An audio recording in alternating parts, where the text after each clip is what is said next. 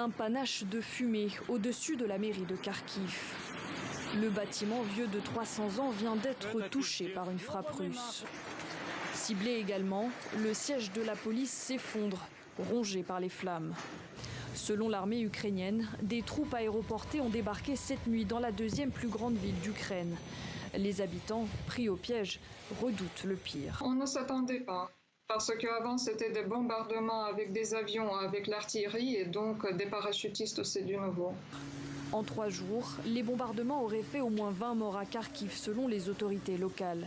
La ville est stratégique pour les Russes. S'ils parviennent à s'en emparer, ils pourraient faire un pont avec la ville de Kherson et contrôleraient alors une grande partie de l'est de l'Ukraine, empêchant ainsi l'arrivée d'éventuels renforts ukrainiens ou de convois humanitaires.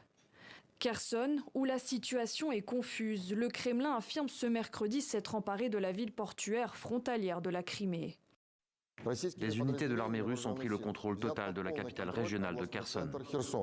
L'armée russe contrôle déjà le port clé de Berdiansk au bord de la mer d'Azov et attaque actuellement celui de Mariupol.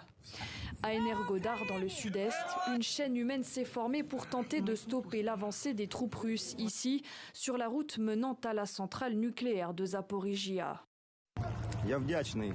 Je suis reconnaissant et stupéfait du courage et de l'héroïsme de nos habitants qui sont sortis sans armes.